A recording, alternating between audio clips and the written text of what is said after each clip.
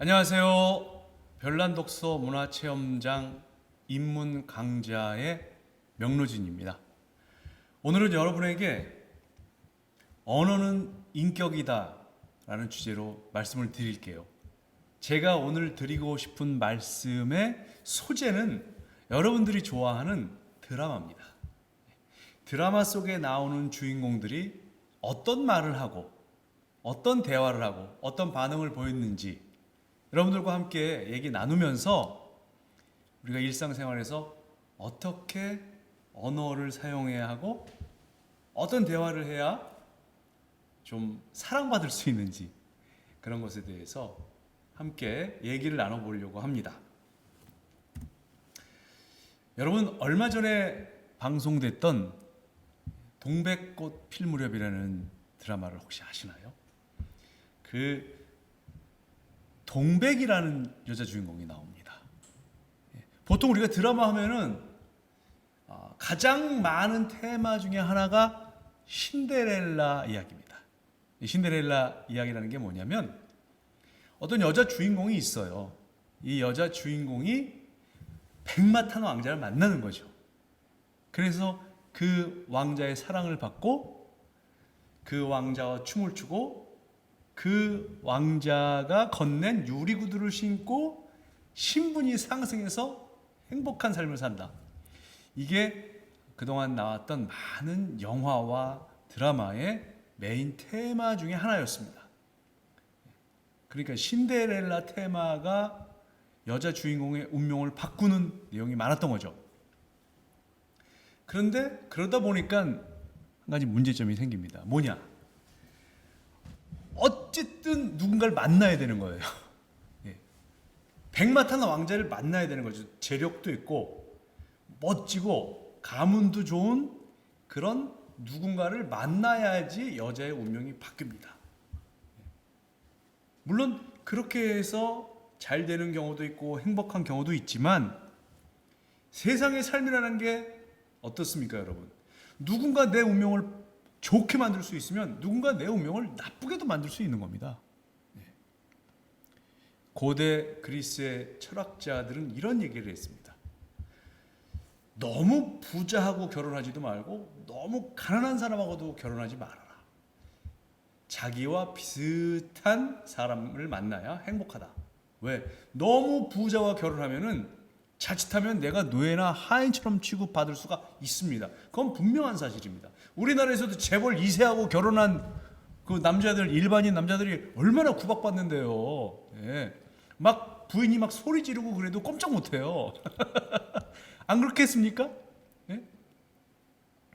아니 예를 들어서 제가 뭐 예를 들어 의사라고 쳐요. 의사면은 뭐 정말 누구든지 좋은 신부감을 만나서 결혼할 수 있잖아요. 내가 아주 좋은 대학을 나와서 아주 명망 있는 유능하고 실력 있는 의사가 됐어요. 그런데 우리 집이 가난해. 그래서 돈이 많은 처가댁과 연결이 돼서 결혼하게 됐어요. 그래서 잘 사는 경우가 많아요. 그렇지만 예외도 있지 않겠습니까? 예. 뭔가 둘 사이가 부부 사이가 1년 365일 매번 좋을 수만은 없잖아요. 그래서 어느 날 틀어졌어. 틀어졌는데 내가 가지고 있는 컴플렉스는 뭡니까? 우리 집이 가난하다는 거. 내가 실력은 있지만 우리 집이 가난하다는 거. 그래서 처음 병원을 개업할 때 어떻게 했어? 우리 집에서 지원을 못 받았어. 어디서 지원 받았어? 처갓집에서 지원을 받았어. 그런데 부부 사이가 틀어져? 그러면 부인이 꼭 뭐라 그래요? 내가 말이야 당신이랑 결혼할 때 말이야 우리 집에서 말이야 당신 병원도 개업해주고 말이야 당신 차도 사주고 말이야 다 했어. 이렇게 말 나오면은 이게 곤란해지는 겁니다. 근데 병원이 잘 돼, 아주 잘 돼서 내가 수입도 좋고 뭐 막 확장도 하고 막 잘 알려지고 그러면 다행인데 여러분 의사도 파산합니다. 제 지인 중에 망해서 부도 난 사람도 많아요. 의사라고 다 잘 되는 거 아니에요?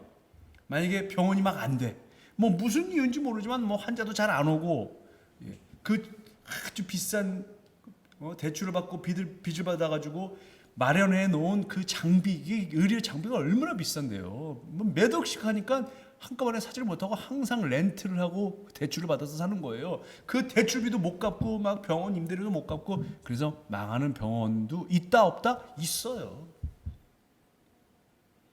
그럼 어떻게 되겠습니까? 사회가 안 좋아지는 겁니다. 뭐 이런 예도 있습니다.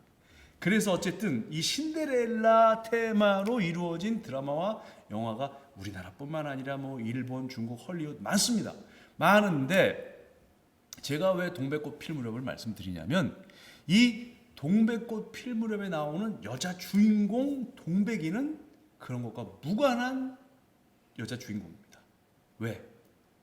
너무 이른 나이에 사랑에 빠져서 아이를 낳았어요. 아들을 하나 낳는데 이 남자는 이제 이 동백이를 버리고 도망을 갔죠. 왜? 잘 나가는 야구 선수인데, 프로야구 선수인데, 이 극 중에서요.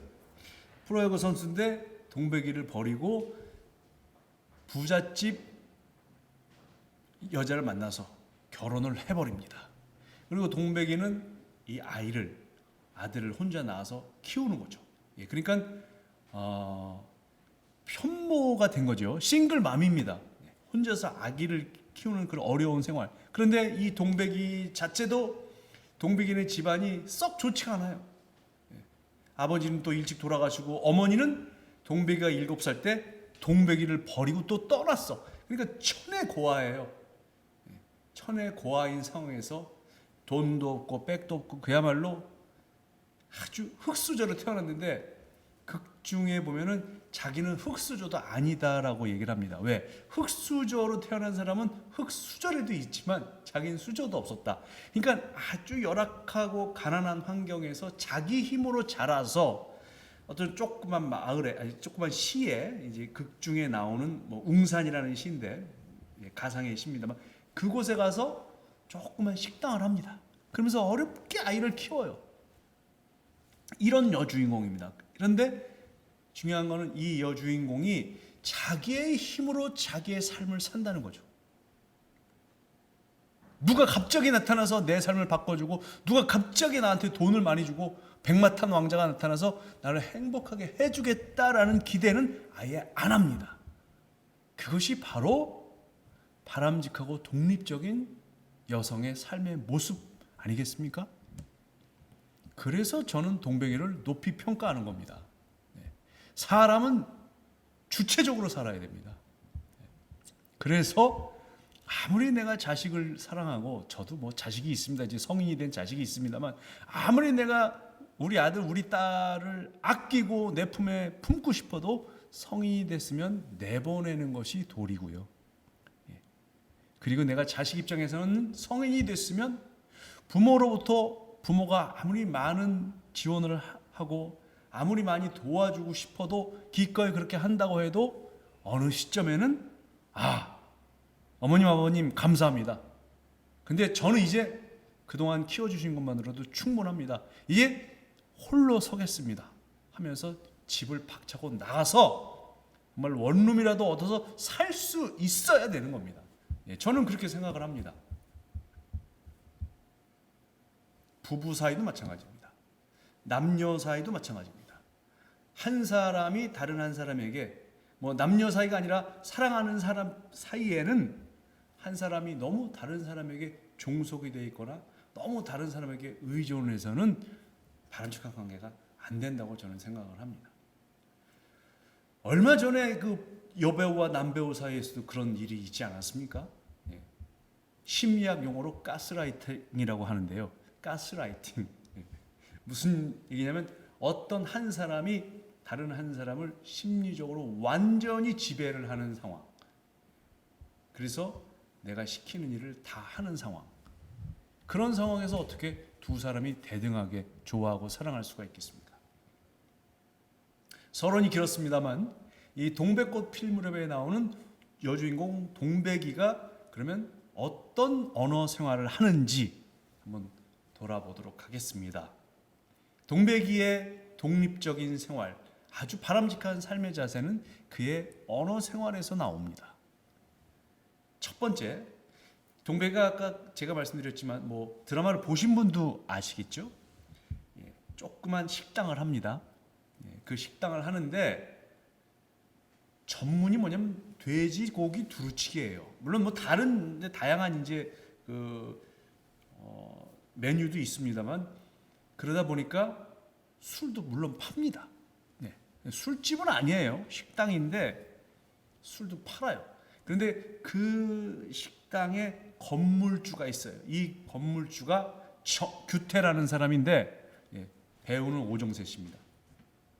규태가 이 건물주니까 와가지고 건물주는 갑이잖아요. 조물주 위에 건물주라고 그러는데 와서 동백이가 좀 반반하고 그러니까 공효진이신데 손목을 잡으면서 성희롱을 합니다.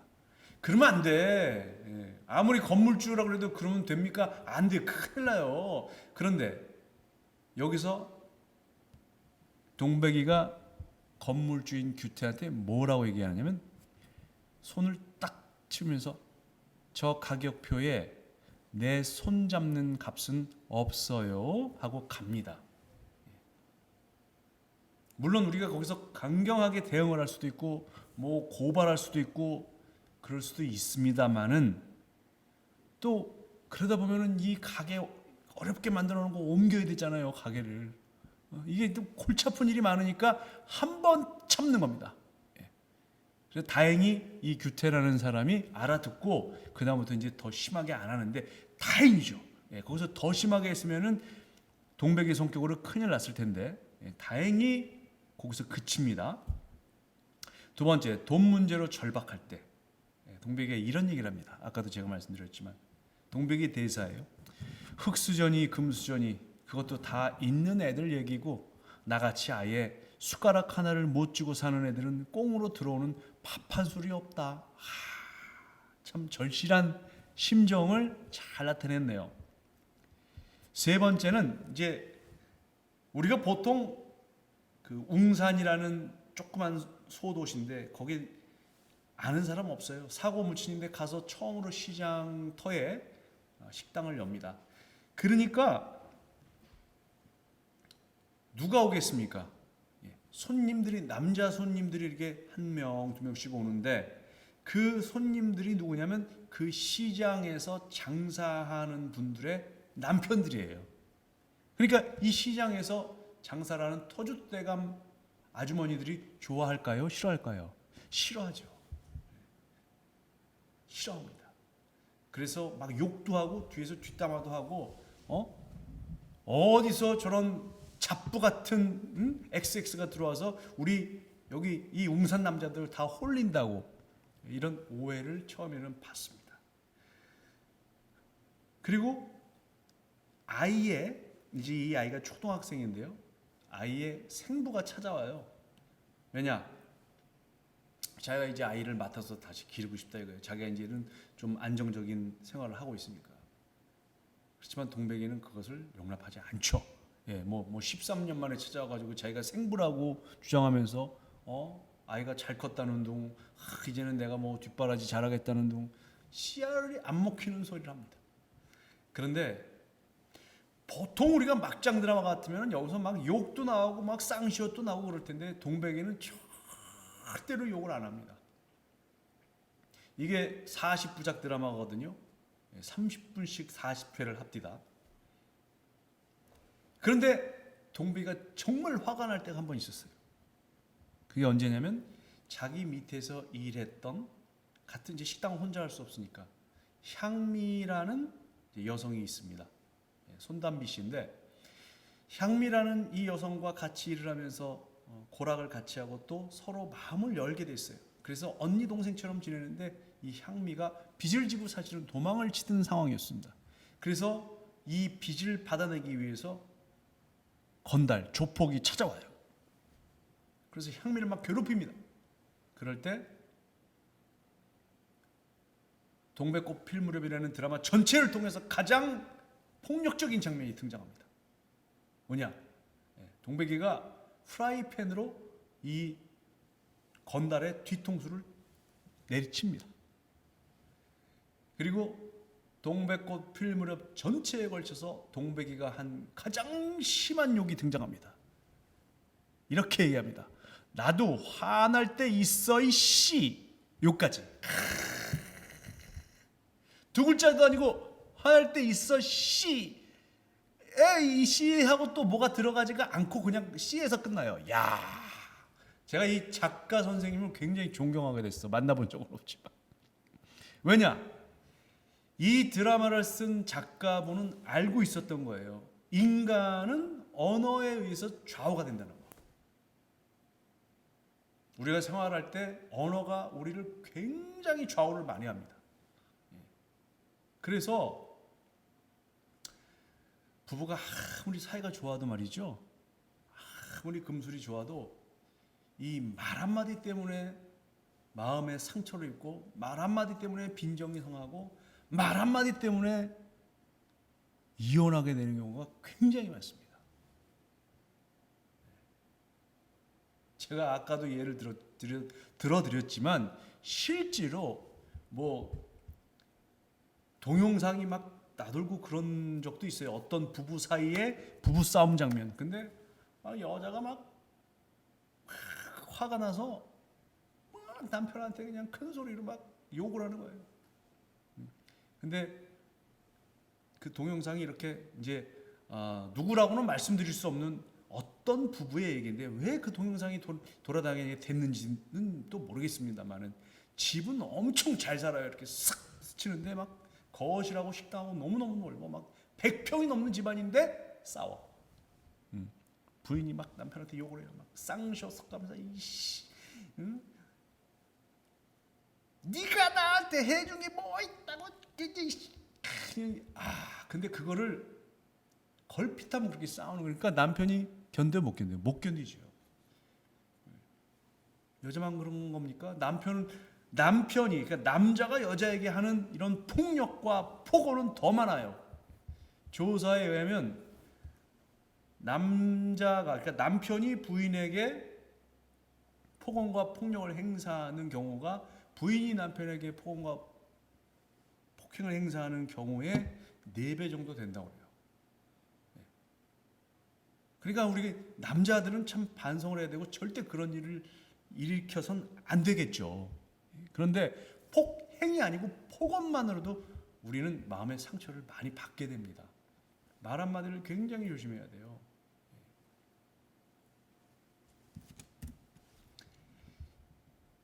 계속 동백이 얘기를 하자면은 이 동백이는 살다 보면 어려운 일이 많죠. 근데 동백이가 제일 힘든 게 뭐냐면 초등학생 아들이 말썽을 피울 때입니다. 왜 아니겠어요? 그 조그만 식당 하나 하면서 이 아들 하나를 바라보고 사는데 그러면 이 아이가 정신을 차리고 공부도 열심히 하고 어머니 말씀을 잘 들어야 되는데 얘도 또 만만치가 않아.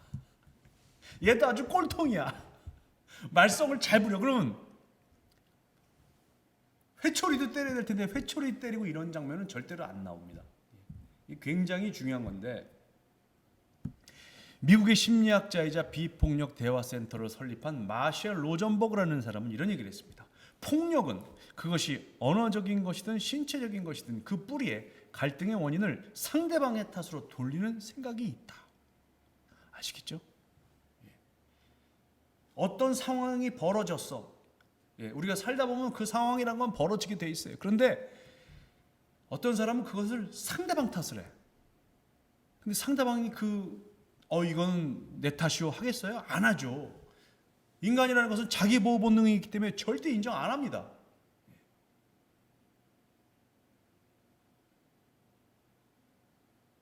수십 명, 수백 명을 목숨을 잃게 한 장본인도 절대로 내가 잘못했어 이런 얘기 안 합니다.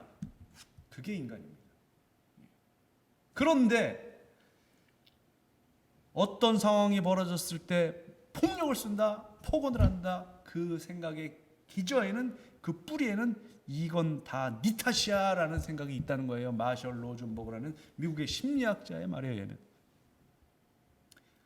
초등학생 아들이 말썽을 피우니까 동백이가 뭐라고 하는지 아십니까? 네가 자꾸 그러면 엄마가 힘들어.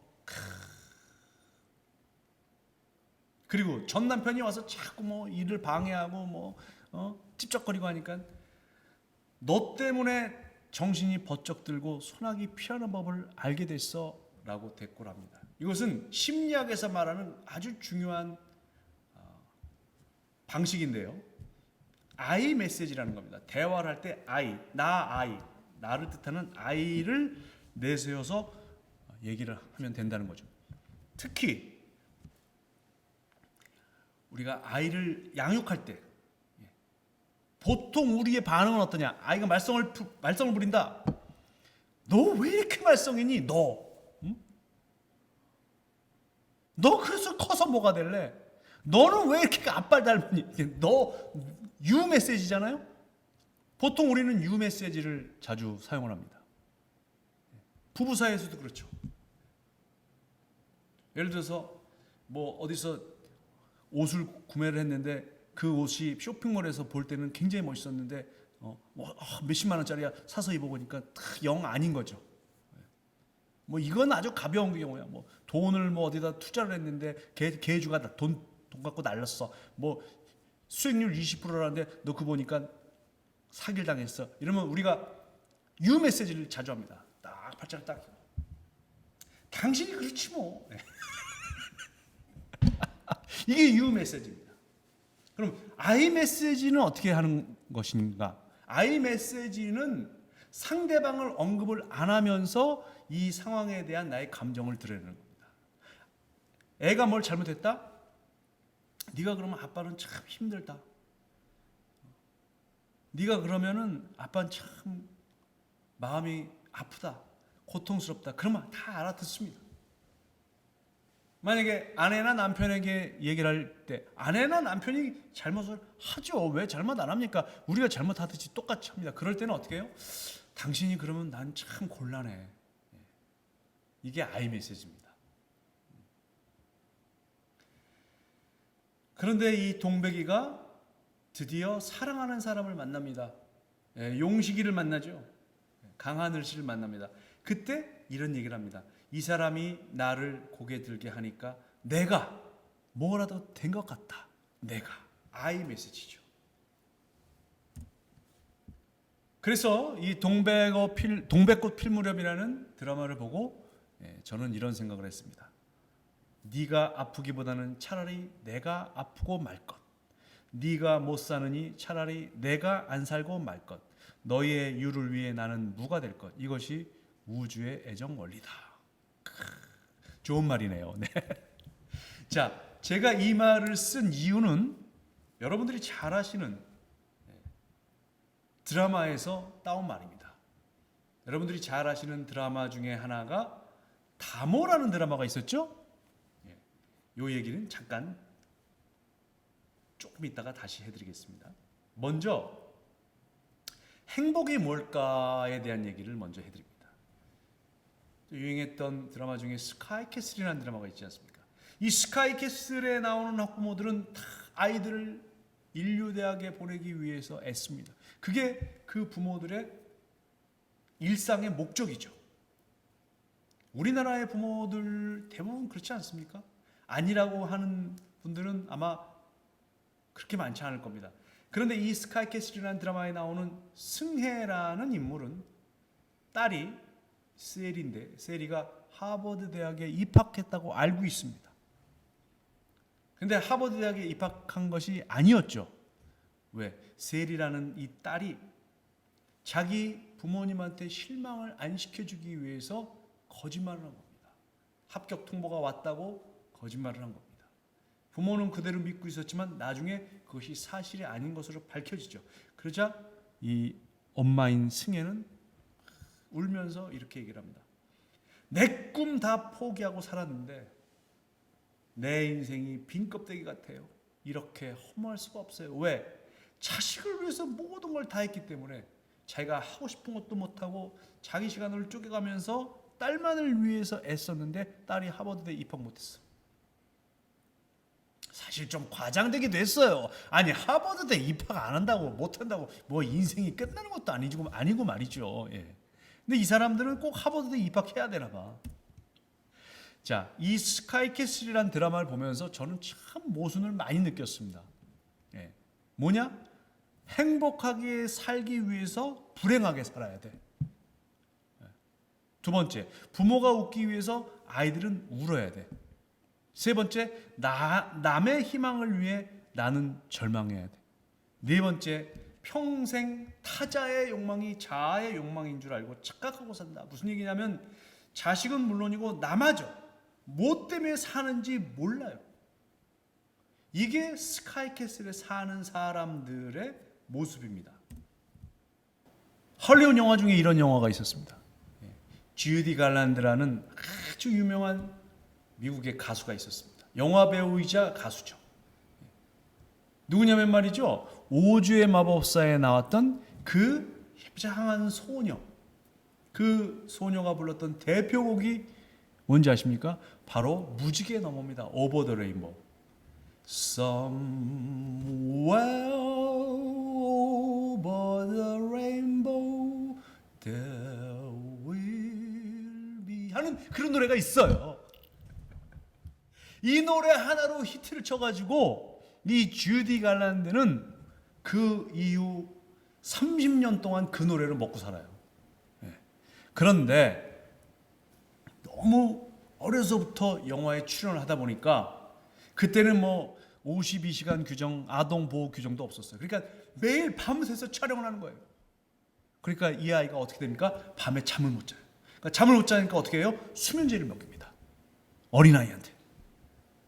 그래서 이미 20살쯤 됐을 때는 수면제를 안 먹으면 잠을 못 자는 일이 반복이 됩니다. 그때부터 막 정신이 오락가락하면서 불면증에 시달리면서 스트레스를 받는 생활이 계속되는데, 그리고 뭐 결혼 생활도 뭐 결혼했다가 이혼했다가 아들, 딸 둘이 있어요. 근데 주디 갈란드가 30대 중후반이 됐을 때 미국에서는 이제는 인기가 많이 떨어졌는데 영국에서는 주디 갈란드가 온다고 하면은 여기서 3년 동안 다 보장하겠다. 뭐 집도 주고 뭐 연봉도 주고 개런티하고 다 보장하겠다. 몇 번 공연만 하면 된다. 이런 계약 조건이 들어옵니다. 그런데 그때 아들, 딸, 이 귀여운 눈에 넣어도 밟힐 것 같은 아들, 딸이 어렸어요. 7살, 9살 그래요. 항상 엄마랑 같이 있고 싶어하고 아직도 엄마의 손길이 필요한데 영국 매니지먼트 조건이 뭐냐? 당신 혼자 와야 된다. 그러면 다 해주겠다. 뭐 공연도 세팅해주고 우리가 개런티도 많이 주고 집도 마련해주겠다. 근데 우리가 아이들까지는 케어를 못한다. 그래서 주디가 영화에 보면은 이런 얘기를 합니다. 내가 밤에 잠을 못 자면서도 노래를 하고 밤무대에 서고 지금 활동을 하는 이유는 우리 두 아이와 행복하게 살기 위해서인데, 지금 우리 두 아이와 행복하게 살기 위해서 두 아이를 두고 가야 한다는 게 말이 되느냐? 우리 그렇게 살고 있잖아요, 우리가. 예? 우리가 그렇게 살고 있지 않습니까? 아이가 잘 되게 하기 위해서, 그래서 나중에 행복하게 하기 위해서 지금은 떨어져야 된다. 그러니까 기러기 생활을 하자. 이게 얼마나 모순입니까? 예, 저도 기러기 생활 3년을 했습니다만 할 게 못 됩니다. 자, 이런 얘기가 있습니다. 혀는 손잡이에도 날이 서 있는 칼이다. 그래서 우리가 말 한마디를 조심해야 됩니다. 상대방한테 휘두르는 순간 나도 상처를 입습니다. 더러운 말을 하면서 존경받는 사람 못 봤습니다, 여러분. 욕지거리 하면서 아름다운 혼을 가진 사람도 없습니다. 인생은 살 얼음 위를 걷는 행위의 연속이에요. 그런데 그 얼음을 깨뜨리는 게 뭐냐? 한두 개 잘못 선택한 단어. 그래서 항상 우리가 말을 내뱉기 전에 이 말을 할 것인지 안 할 것인지 한 번은 고민을 해봐야 된다는 거. 드라마를 보면서 제가 많이 배웠습니다. 네, 아까 말씀드린 그 다모라는 드라마를 이제 풀어보겠습니다. 여기에 이서진 씨하고 하지원 씨가 주인공으로 나오지 않습니까? 그 뭐 재미있는 내용이 참 많습니다만 거기서 가장 유명한 대사가 뭔지 아세요? 네, 바로 그거예요. 예. 아프냐? 나도 아프다. 이 명대사는 정말 몇 년이 지나도 기억하고 있지 않습니까? 이 대사가 왜 나왔냐면 여기 이제 채옥이 하지원 씨인데 채옥이 다모예요. 다모는 차를 뜻하는 다자에 어머니 모자를 씁니다. 한문으로. 그럼 이 다모는 뭐 하는 사람이냐? 아세요? 감독님 아십니까? 다모는 우리 여기 앞에 감독님이 촬영 감독님이 저를 보고 계신데 다모는 뭐 하는 사람이냐면요. 조선 시대에 여자 수사관이었습니다. 예. 모르셨죠? 그런데 왜 그럼 다모라고 이름을 붙였나? 평상시에 차를 끓이는 일도 했어요.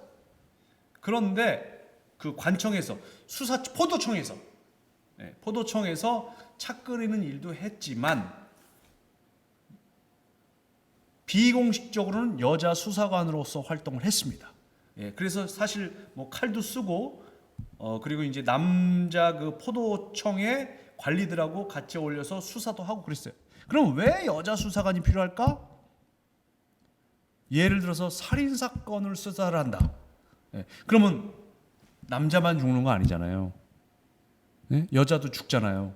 그런데 피해자가 여성이야. 예, 그런데 막 뭔가 이 독살의 느낌이 있어. 그래서 막 몸에 반점이 생기고 막 멍이 들고 그럴 때는 누가 들어가서 조사를 합니까?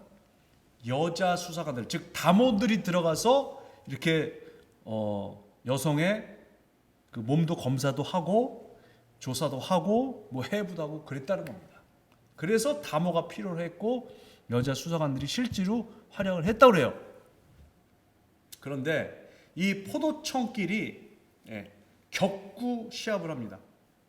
격구 시합이라는 게 뭐냐면 말을 타고 막대기를 이렇게 나무공을 쳐서 상대방의 골대에 넣는 서양식으로 말하면 폴로죠. 폴로. 격구를 하는데 이 채옥이 격구를 굉장히 잘해요. 여성임에도 말도 잘 타고 격구도 잘해.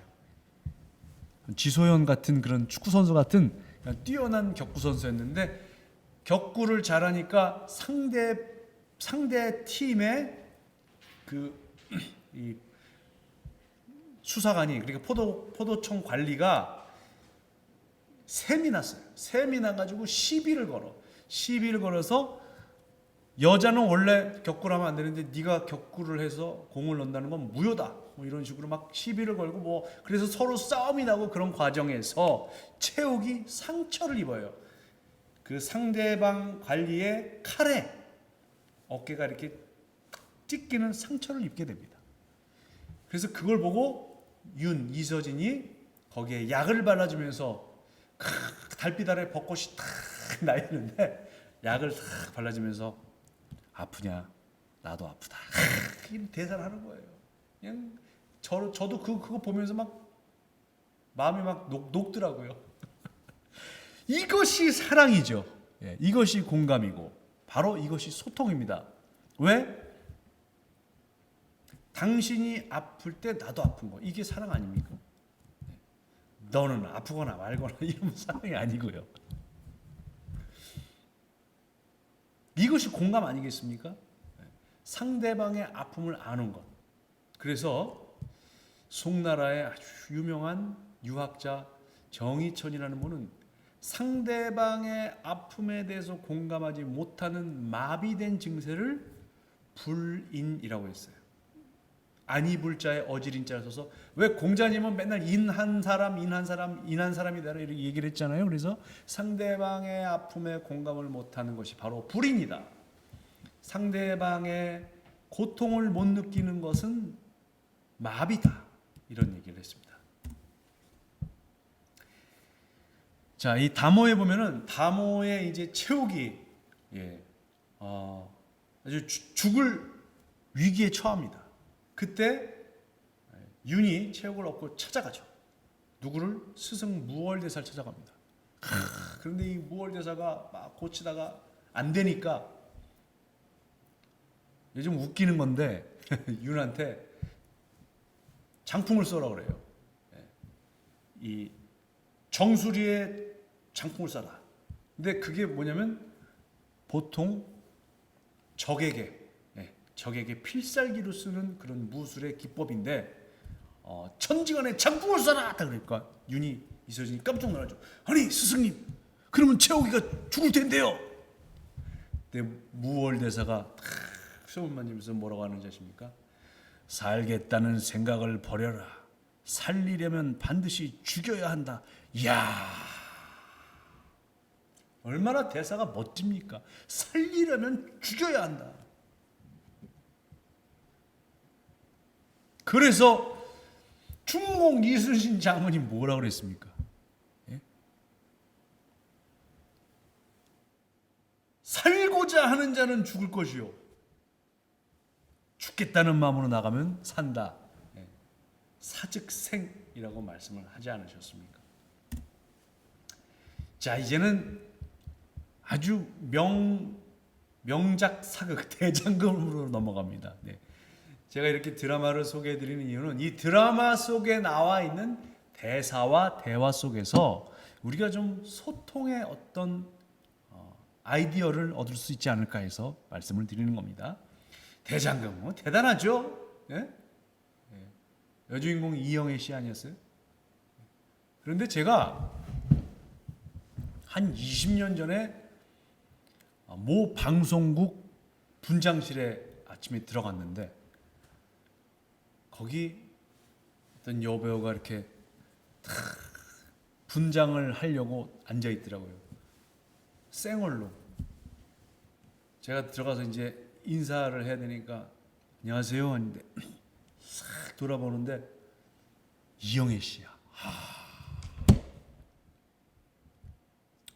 그때는 뭐 저도 총각, 그분도 처녀였으니까 새벽 6시에 아무도 없는데 딱 이영애 씨 혼자 앉아있는데 제가 안녕하세요 그러니까 싹 돌아보면서 안녕하세요 이영애예요.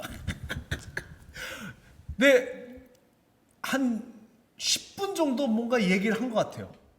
근데 무슨 얘기를 했는지 기억이 제가 하나도 안 나요. 왜? 정신이 빠져 있었거든요. 혼미해가지고 안 그렇겠습니까?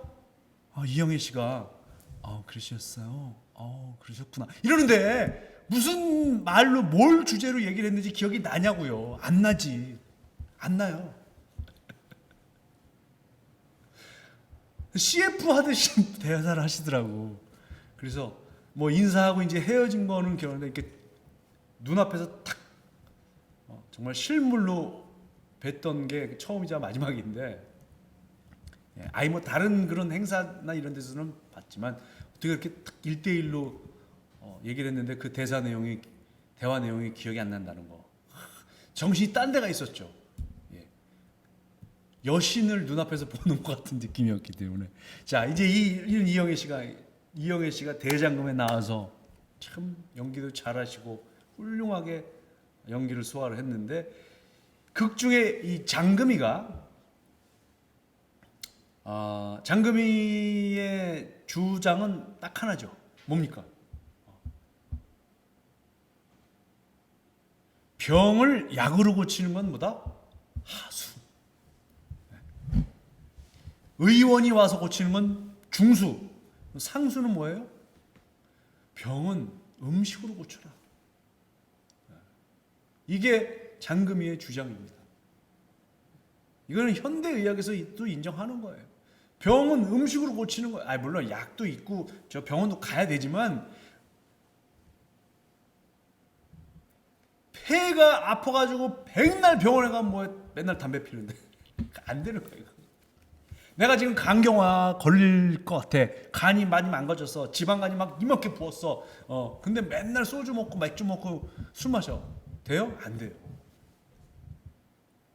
그래서 장금이는 음식이 보약이다, 밥이 보약이다 이렇게 주장하면서 그 궁궐 안에 대궐 안에 있는 많은 사람들의 병을 고칩니다. 그런데 특히 누구의 병을 잘 고쳐요? 왕족들의 병, 왕의 병까지 다 고쳐요.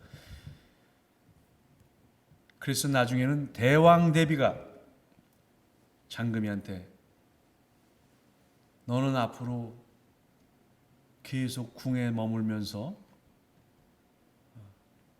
나의 음식을 잘 간수를 하고 관리를 하도록 하여라. 그런데 장금이가 이제 혼례를 올리고 궁 밖으로 나가겠다고 얘기를 합니다. 그래서 대왕대비가 아니 왜? 아니 대왕대비면은 모든 걸 다 해줄 수 있고 네 소원 다 들어줄 수 있는데 왜 나가겠다는 거니? 라고 하니까 장금이가 이렇게 얘기합니다. 가난한 백성들의 병을 돌보면서 살겠다고 결심을 하고 이렇게 얘기를 합니다.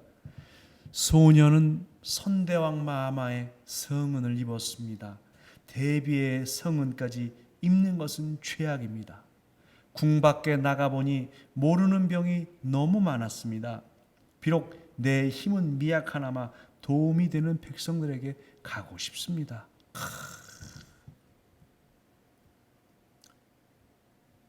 한마디로 마더 테레사 같은 테레사 수녀님 같은 그런 마음씨예요. 그래서 장금이는 음식으로 병을 고치는 수준을 넘어서서 사람 몸에 칼을 대서 수술하는 단계까지 갔어요. 아주 여자 허준처럼 된 거죠. 명의가 된 거죠. 그리고 궁궐을 나갑니다.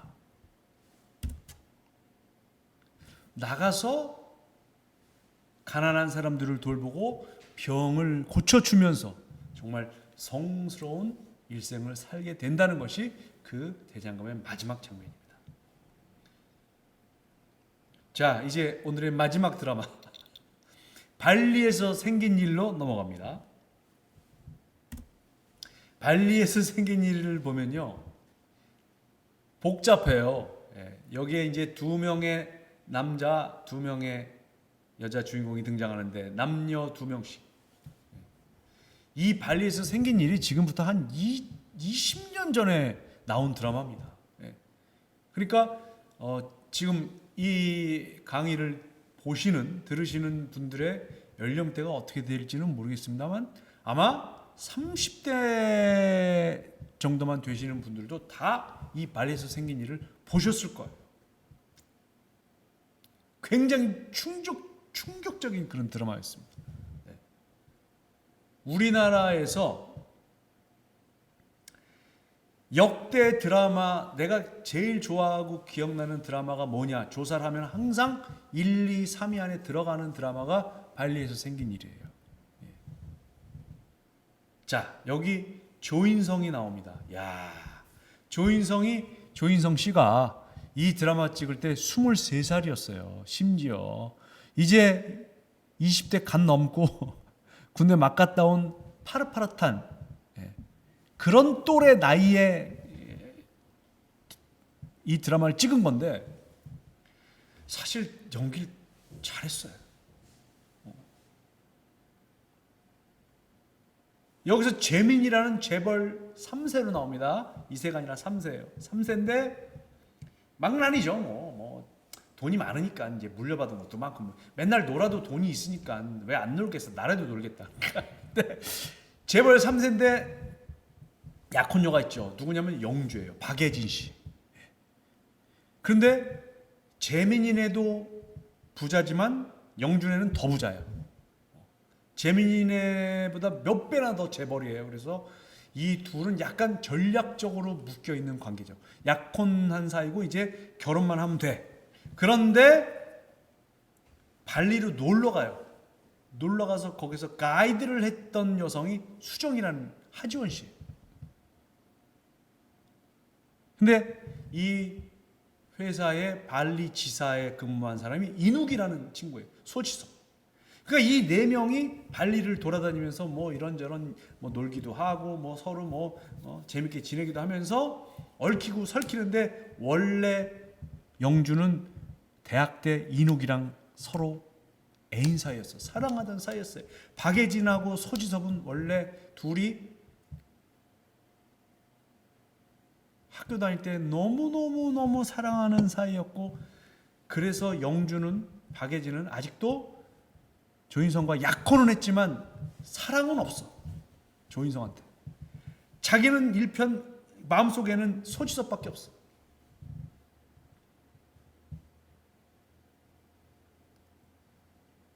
사실 이것도 영주의 욕심이죠. 왜? 공식적인 약혼자는 조인성이고 마음속의 연인은 소지섭이야. 누가 이걸 안 하겠냐고. 좀 물어볼게요. 안 할 거예요? 근데 드라마가 되려다 보니까 또 그냥 배우 이름으로 얘기할게요. 산동네에 살아 이 소지섭이. 산동네, 달동네 사는데 뭐 소지섭인데도 집이 가난해요. 근데 그 옆방에 또 하지원이 산다? 그러니까 얼마나 웃긴지 알아요? 드라마 보면은 소지섭이 퇴근해가지고 이제 저녁밥을 먹으려고 막 쌀을 씻어. 쌀을 이렇게 막 씻는 장면이 있는데 딱 클로즈업인데 손가락이 이렇게 너무 얇고 길어. 소지섭 손가락이 하얗고 그 손가락으로 막 쌀을 이렇게 씻어요. 그리고 밥을 안 쳐. 밥을 안 쳐고 또 김치를 막 볶아. 그다음에 계란 후라이를 달걀 후라이를 막 해. 그래가지고 밥을 해가지고 김치볶음밥 만들어서 거기다가 달걀을 딱 얹어가지고 먹으려고 그러는데 하지원이 오셨어요? 퇴근하셨어요? 그러니까 소지섭 예 이제 오세요. 저 식사는 하셨어요? 아직 전인데. 그러면 제가 만든 김치볶음밥이라도 드실래요? 누가 안 먹겠냐고 그거를 누가 안 먹을 거예요? 소지섭이 그 하얀 손가락으로 긴 손가락으로 쌀 씻어가지고 김치볶음밥 만들었는데 거기다 딱 나눠서 준다? 주니까 또 하지원이 모르는 척하고 또 아닌 척하고 들어와서 또 넙죽 앉아. 앉으면은 소지섭이 어제 먹다 남은 소주가 있는데 그래서 소주를 딱 가져와가지고 한 잔씩 따로 줘요. 진짜 그러는 거 아니야 진짜. 소지섭 정말 그러는 거 아니야. 하지원은 뭔 복이냐고. 산동네 달동네 아무리 저 집이 허름하고 낡았어도 나 소지섭이 김치볶음밥 해주면 먹을 거야. 그런데 그냥 소지섭하고 둘이 그냥 저 집안도 둘 다 가난하고 이렇게 둘이 어울려서 살면 되는데 드라마가 또 그렇습니까? 조인성이 또 하지원한테 반하네. 처음에는 장난이에요. 그냥 뭐 얘가 워낙 망난이니까 그냥 뭐 좀 데이트 몇 번 하다가 그냥 뭐 헤어질 수도 있지. 그런데 진짜로 좋아하게 돼. 그런데 헤어질 수밖에 없는 상황이 생겨요. 왜? 이 조인성의 아버지가 아주 뭐라 그럴까요? 재벌인데 아주 수단과 방법을 가리지 않고 돈을 번 사람이에요. 그리고 아들들도 막 맨날 말 안 들으면 때리고 막 정갱이 조인트 까고 그런 사람이에요. 근데 조인성이 하지원이랑 사귄다는 거 알고 하지원이랑 사귀면 안 되지. 아빠 입장에서는. 왜? 지금 우리 회사보다 우리 그룹보다 더 큰 그룹에 사돈 관계를 맺게 됐는데 이 아들놈이 저 이상한 그 아빠 입장에서는 뭐 이상한 저 천민의 자식과 결혼하려고 하니까 돼 안 돼? 안 되지. 그래서 아버지가 조인성한테 딱 협박을 합니다. 재민이님 자식 네가 그 수정인지 뭔지 아는 아가씨를 계속 만난다면은 내가 수정이를 쥐도 새도 모르게 사라지게 할 수도 있어. 네가 잘 알아서 결정해라. 딱 이러는 거야. 여러분들 기억나시죠? 그러니까 재민이는 조인성은 하지원을 좋아하고 사랑하지만 헤어져야 돼. 왜? 그녀를 살리려면. 그래서 그 유명한 씬이 있잖아요. 휴대폰 자꾸 우는 씬. 아시죠 여러분? 이러면서 지금 어디야? 이러면서 울면서 막 그 한국 드라마 10대 장면 중에 하나. 어쨌든 얽히고 설키고 해서 결국에는 이제 하지원과 소지섭이 우리 그냥 발리 가서 조그만 호텔 하면서 살자. 그래서 그럼 돈은 어디서 났어? 소지섭이 이 회사, 이 조인성 회사의 공금을 횡령해가지고 도망을 가요. 그러니까 발리의 어떤 조그만 섬으로 가서 조그만 그 호텔을 사가지고 거기서 이제 이거 우리가 운영하면서 아무도 모르게 살자 그랬는데 어떻게 아무도 모를 수가 있어? 조인성이 그걸 쫓아가죠. 예. 사람을 풀어서 어디로 도망갔어? 어? 나는 결혼은 박예진이랑 했지만 나는 하지원을 너무너무 사랑하는데 그녀를 이누기한테 줄 수는 없지. 탁 가서 발리의 뒷골목에서 권총을 구입해서 그 두 사람이 있는 방에 들어가서 두 사람을 거기서 권총으로 살해하고 발리의 노을이 지는 바닷가에서 조인성도 스스로 권총으로 자살을 하면서 드라마가 막을 내리는 대한민국 드라마 역사상 주인공 셋이 다 죽는 이런 말도 안 되는 전무후무한 드라마가 발리에서 생긴 일이에요. 그래서 저도 그 드라마를 보면서 충격을 받았지만 마지막으로 세 사람의 주인공이 목숨을 잃게 되는 상황에서는 2분 30초 동안 말을 못해. 충격! 예, 그런 드라마입니다. 어쨌든 이런 드라마인데 이 드라마 이외에도 뭐 응답하라 1988을 비롯해서 다양한 드라마에 대해서 저는 그 드라마 속의 대사를 분석해보고 대화를 좀 연구를 해보면서 이런 생각을 했습니다. 우리가 누구에게 사랑을 받는 것도 우리의 말 때문이고 우리가 누구에게 미움을 받는 것도 말 때문입니다. 물론 행동이 중요하죠. 행동이 뒷받침되는 거지만 행동이라는 거는 말과 함께 가는 겁니다. 말은 A라고 하고 행동은 B라고 하는 건 이미 말은 신뢰를 잃게 되는 겁니다. 그래서 우리가 일상생활을 할 때도 아까도 말씀드렸지만 기분 나쁜 일이 있거나 상대방이 뭔가 나를 언짢게 할 때도 I 메시지. 내가 그러면 좀 마음에 상처를 받게 돼. 내가 그러면 곤란해. 내가 참 슬퍼. 라고 말해서 상대방에게 생각할 시간과 기회를 주는 것.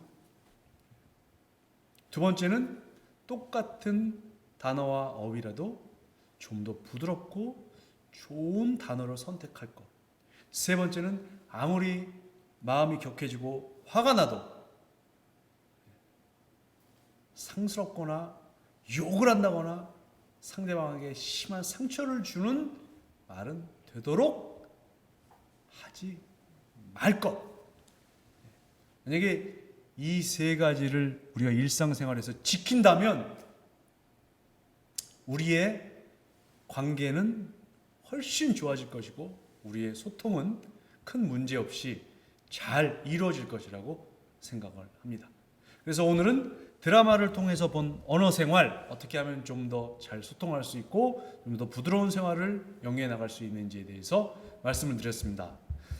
부족한 강의를 들어주신 여러분께 대단히 감사합니다. 다음 기회에 또 뵙겠습니다. 지금까지 명로진이었습니다. 고맙습니다.